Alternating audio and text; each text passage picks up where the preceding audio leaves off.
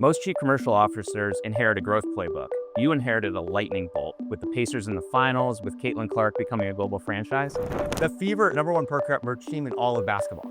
Forget like women's sports, men's sports, #1, all of basketball. And so our thought is we've got physical real estate assets like a team store. Well, isn't a team store that's normally not open from 9 until noon an incredible content studio for you to be able to go live around the world with the newest product drops you have? I mean, one of the things that I think is interesting is we're building what we would consider, as bold and ambitious a sports mixed-use anchor district is in the country. Right now, there's $100 billion of pipeline development happening, but part of it is no longer thinking of yourselves as a basketball team or a football team or a baseball team, but ultimately thinking of yourself as an entertainment provider.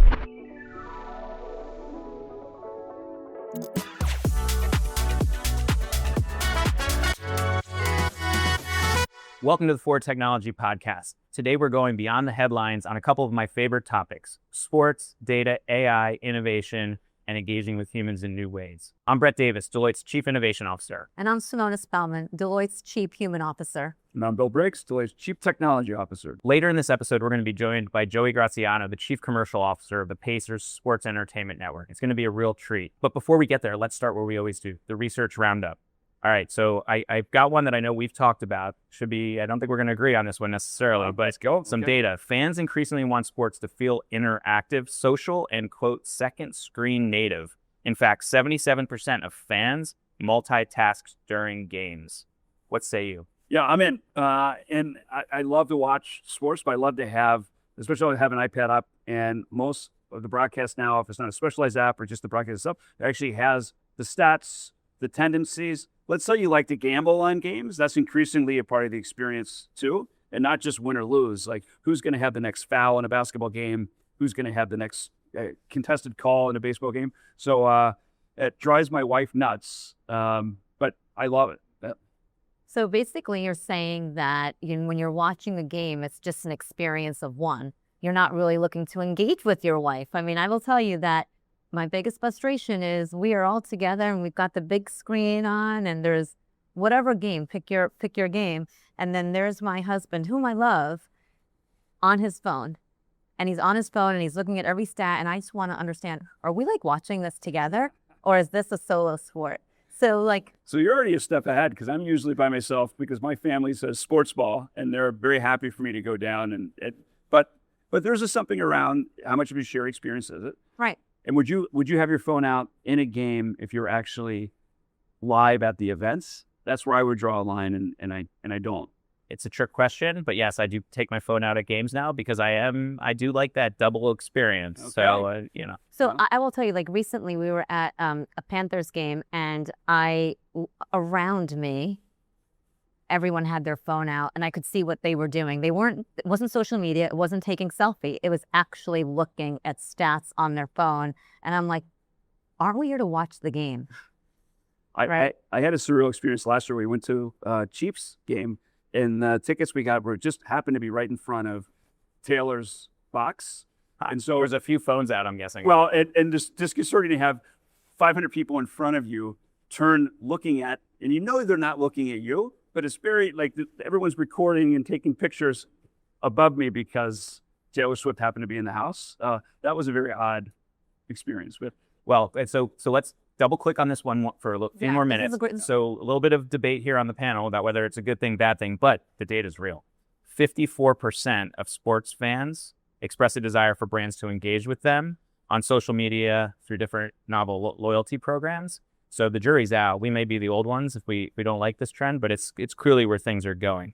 But I think, but to that point though, fans come in many shapes and sizes, right? I think the conversation it's an interesting one, right? Because if you're on the phone and you're looking at the stats and you want to talk data and stats around do people still do the water cooler? Boy, am I showing my starting to see some A's here, yes.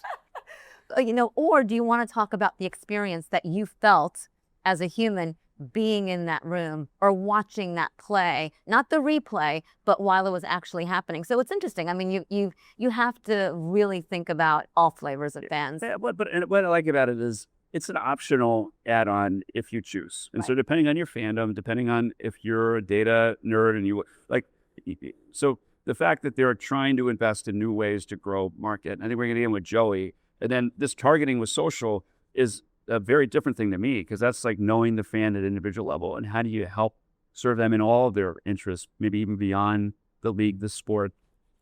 Yeah, and I think we'll definitely touch on with Joey how this personalization is actually making the fan experience richer, to your points. Probably an area we can all agree on. Pivoting gears a little bit, our new Deloitte sports practice just put out some stats that women's sports, elite sports, is going to reach $3 billion in 2026. What say you guys? Well, here's what I'm going to say.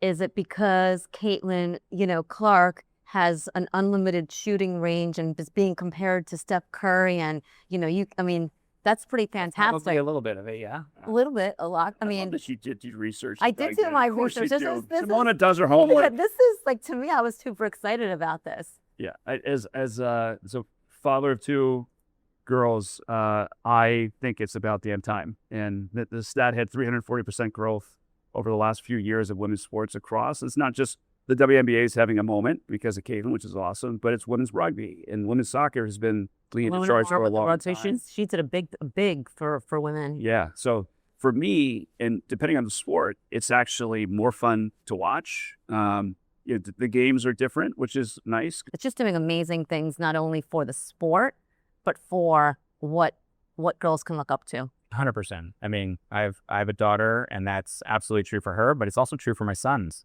Really looking at women's sports differently than probably previous generations did. It's really amazing. All right, so the pattern is clear. Fans are passionate. The fan experience is changing. It's becoming more digital. So now let's dig into what that actually looks like with a market leader in this space. If you're enjoying the Forward Technology Podcast, go to Spotify and like and subscribe. And if you're inspired by any piece of the dialogue, share it with friends and colleagues and be a spark for the conversation for what comes next. Welcome to The Big Idea, the part of the show where we go beyond the headlines and dive deep into where innovation is being applied in the real world. Today, I'm super excited to have Joey Graziano with us, the Chief Commercial Officer of Pacers Sports and Entertainment Network. For years before that, he helped the NBA grow into the global franchise that it is today. Joey, thanks for joining us. No, thank you for having me. Excited to be here. Awesome. Let's get started. So most chief commercial officers inherit a growth playbook. You inherited a lightning bolt with the Pacers in the finals, with Caitlin Clark becoming a global franchise. Tell us more about your mission at Pacers and what the last year has been like for you. Yeah, I mean, it's an incredible time to be part of this organization. We've got, in my opinion, the best ownership group and owner in all of professional sports. And he's really excited. Herb Simon is incredibly focused on the future. I've never met anyone who pushes us harder to think more long-term. And so as we've come along, we've certainly had these incredible moments with us going from one half away from winning an NBA Finals, Caitlin Clark and the Fever, and our Fever team last year ending up in the semifinals. We're really excited about the future. But more importantly, I think there's this moment going on in around Indiana sports in particular. You've got IU football becoming a national champion.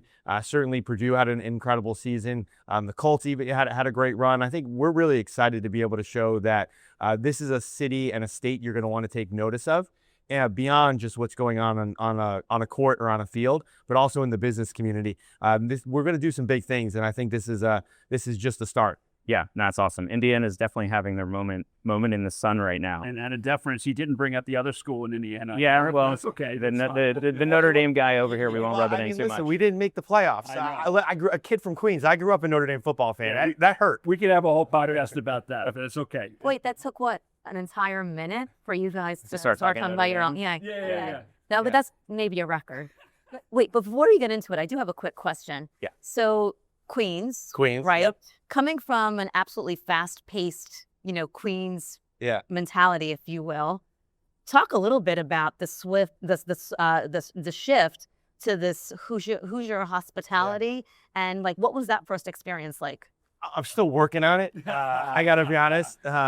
I was in a Uber on the way to the airport last week, and I was on the phone talking to somebody, and the driver stopped me halfway through, and he's like, "So you're from New York?" And I was like, "Wait, how did you know that?" He was like, "You don't stop talking," and he goes, "And the way that you dress." And he looked at me, and I was like, "All right, so I've still got work to do." But I think I'm slowly, hopefully winning people over. I think really about the Hoosier hospitality, it's as much about just showing up for people And candidly, I think that's something New Yorkers actually do really well, and we may do it with a different style, but ultimately that's what I think has made that city in the city of Indianapolis and the state really special, is that people just show up. Yeah. We hosted the WNBA All-Star Game on almost 9 months' notice, and watching hundreds of volunteers show up in the community, the corporate community, show up to raise more money than had ever been raised for a women's sporting event. Amazing. To me, that's what it's about, and I think we've got a lot in common. So I think we share more than originally meets the eye. I love that. So part of what I love that you guys are doing too, it feels like most people think that the most valuable thing with sports organization is the roster or the arena, but you guys are actually emphasizing the authenticated fan. And what does that mean? Like, talk us through a bit about that strategy and kind of how. Yeah. Well, the roster helps. Sure. Yeah. Okay. Yeah. And ultimately, this is this idea for us about, there are no big and small markets. I think that's a really dramatic change, and hopefully it's certainly one that emanates in sports, and I think feels authentic to the sports community, but it certainly should be the entire business community. I mean, the dramatic change that's going on right now, there's just good and bad content or good and bad product. Right. And ultimately, that's how we think, and we think we've got great content and a great product in Indiana. And the idea is that we want to bring that to the world. Last year, the Pacers played in Paris, and I got original pushback thinking I wanted to run this citywide scavenger hunt in Paris, and got pushback originally from some members thinking, well, we don't have fans over there. No one's going to show up. By day 3, we had fans that were sleeping out. Wow. The night before, showing up from 14 separate countries, sleeping out in locations like at Salesforce, our partners. We had, at a JD Sports, and they were waiting for us to be able to drop our clue the next morning, spending their entire night out. And it was meeting fans from literally around the world. And I think it opened our organization's eyes up to the power of our brand and our opportunity. And so, we've got commitments to play overseas over the next couple of years. And certainly, obviously, with the work we're doing with Deloitte, it's really ultimately a market expansion opportunity. I mean, I love that because it's an example of just creating a community where someone may not have thought that they could go there and all of a sudden have thousands of new friends just, based on this common love. Yeah. Well, and in this era, of data and digital, it's really about meeting people where they are, and where they are is not geographically limited anymore. And so ultimately, as we've got this incredible storytelling, and you could not, fall in love with the Pacers on that run to the finals. It was the most magical thing I've ever been a part of, watching all of those Tyrese game winners.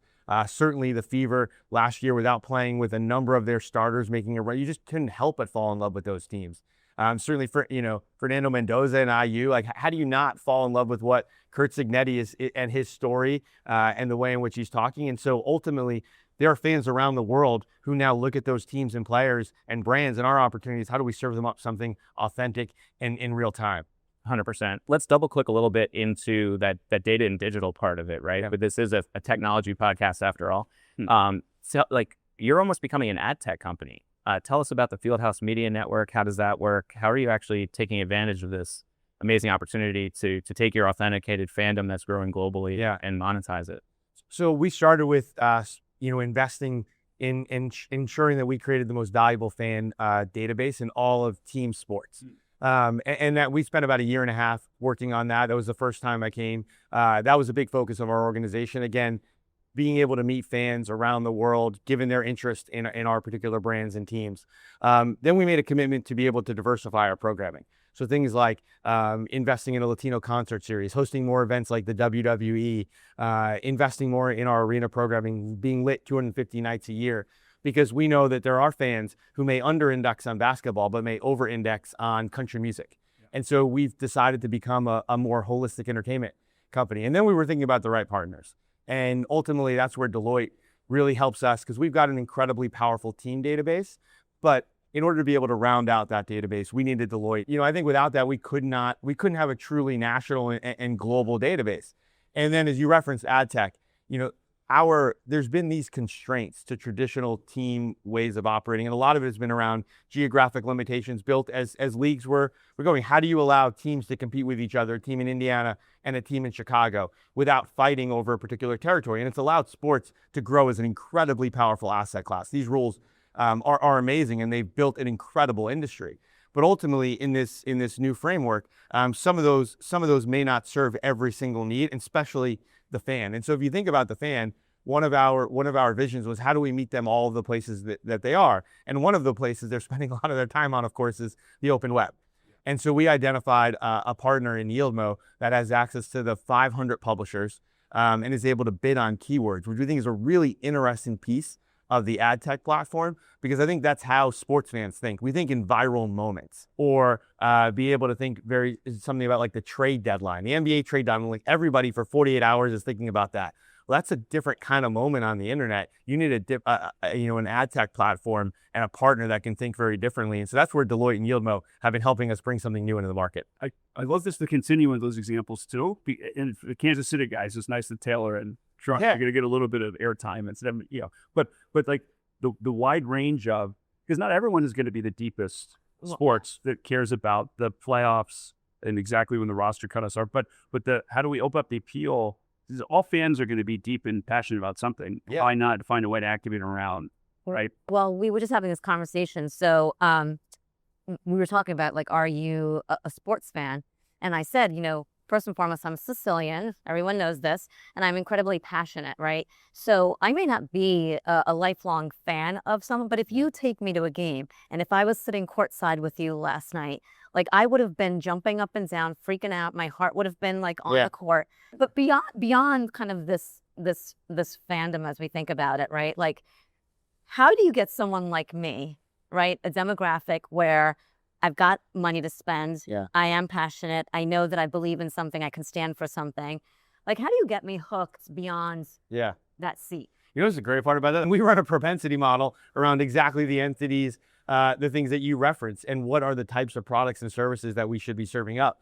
And ultimately, I think the change in sports is when you think about just growing your Tuesday night business, right? Your core business of tickets and sponsorship, that is a very limited in the box business. I think what we're talking about is, how do I help grow our cosmetic partners business?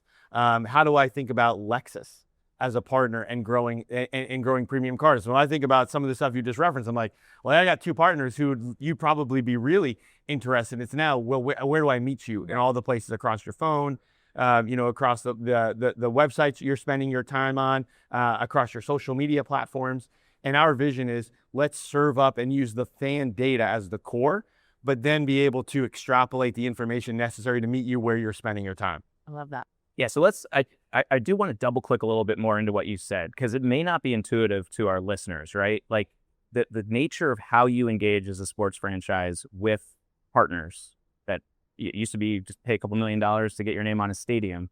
Tell me about how you're truly turning the Pacers global brand into essentially an extension of where your partners and sponsors can reach people differently. Yeah, and I think it's an end. Right, I'm not trying to and we're not trying to disrupt and no longer play by the playbook that has made sense in it, because it still does make a lot of sense. I mean, I think about our naming rights partner, Gamebridge. You can't say Gamebridge Fieldhouse. It's no longer the Fieldhouse, which is maybe, in my opinion, the best basketball arena in the country. It's Gamebridge. It's one word. Yeah. I mean, they've done an incredible job of building brand association from a traditional asset. But ultimately, I think as we dig deeper, the expectation in particular from CMOs now is convertible ROI.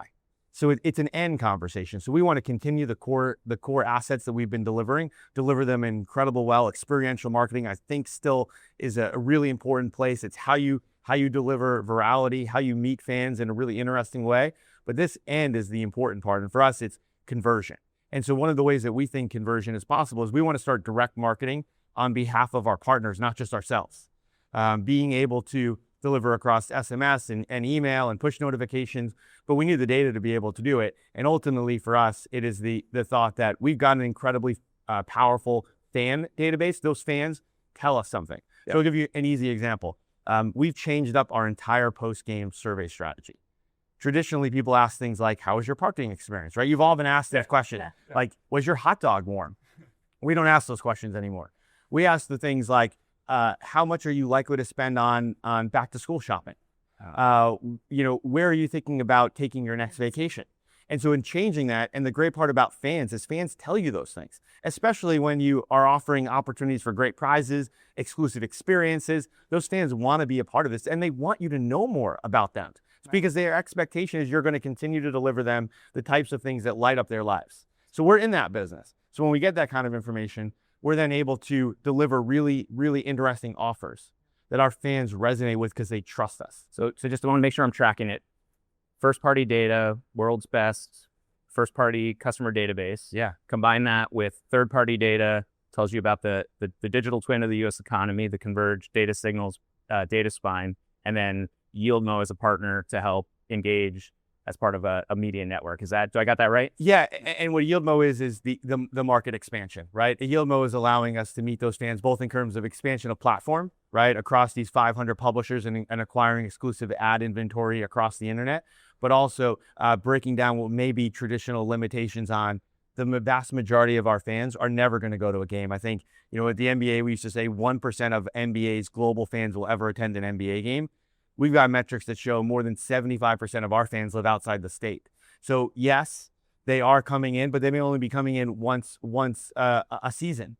And so offering them, a weekday game is not something that resonates. And Frank actually turns people off, because if you're a Pacers fan or a Fever fan and you've made an incredible trip across the country to come to our game, and then the next thing we do is serve you a piece of communication saying to come to the next game, it's like we don't know you at all. Right. But if I offer you an incredible offer from one of our partners because I recognize that you're a premium fan who's got high discretionary income, who views bespoke weekends as a core part of your identity and wants those moments, and I deliver you something from Marriott, you may think, wow, they really know me. This is why I love this brand. And so I think that's how we're thinking about this. And you're going to light up my life. I am going to light up your life. All of that, Totally. that's what you're going for. What an amazing conversation with Joey. So much so that we're going to do a first in the Forward Technology podcast history, a two-parter. So come back soon and see the second part of our conversation with Joey to hear about where all this amazing innovation is going. That's it for this episode of the Forward Technology podcast. And remember, don't bet on the future, build it. Until next time. This podcast is produced by Deloitte. The views and opinions expressed by podcast speakers and guests are solely their own and do not reflect the opinions of Deloitte. This podcast provides general information only and is not intended to constitute advice or services of any kind. For additional information about Deloitte, go to deloitte.com/about. This publication contains general information only, and Deloitte is not, by means of this publication, rendering accounting, business, financial, investment, legal, tax, or other professional advice or services. This publication is not a substitute for such professional advice or services, nor should it be used as a basis for any decision or action that may affect your business. Before making any decisions or actions that may affect your business, you should consult a qualified professional advisor. Deloitte should not be responsible for any loss sustained by any person who relies on this publication.